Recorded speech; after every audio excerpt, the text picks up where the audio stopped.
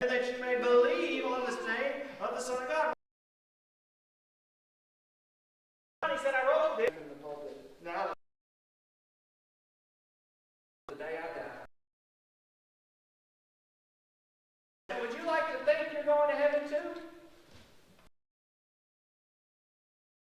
I'd like to maybe think I might be going. No!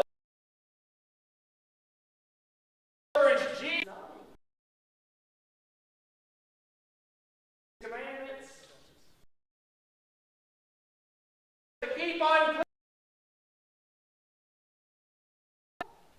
He went from I won't believe to my Lord and the Word.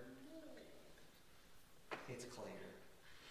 Let me tell you this: the truth is never afraid of opposition, because the truth is strong enough to withstand it. Jesus isn't afraid of your questions. One time I was doing a Bible study, and it was with a girl and her mother. Her mother was concerned that her daughter didn't believe in Jesus. Okay. So I started out that Bible study, and I said, as we go through this Bible study, I want you to ask whatever questions you have. I want you to answer these, and I will do my best to answer these questions. If I don't know the answer to these questions, I'll look it up and I'll try to get you an answer. And she said, you mean I can ask any question I want? Yeah, I want. Apparently, she had sat down with a couple of preachers before that who had not allowed her that same courtesy. We took her through that study, and by the end of that study, she at least believed in God. We didn't get her. She wasn't willing to commit to Christianity, but she knew that God existed. We took away the excuse. Jesus isn't afraid of your questions. He invites them, answers them, and calls you closer, just like he did with Thomas. Number 4. I know I said 3. Let's go to 4. He gave us a gospel with a purpose. John's, of all the gospel accounts, John is my favorite. And I like it. Don't get me wrong when I say favorite. I'm not saying the other gospel accounts are bad. They serve a purpose.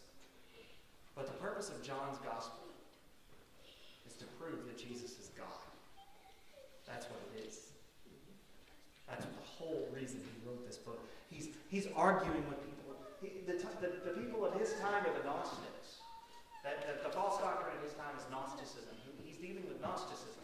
People are trying to say that Jesus didn't come in the flesh, or some odd thing, that they were dualism, that the spirit and flesh are separate, or something. So he wrote this gospel saying who Jesus was. The beginning.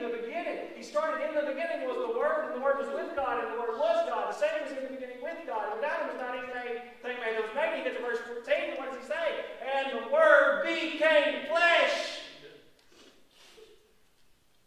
Matthew wrote the same thing.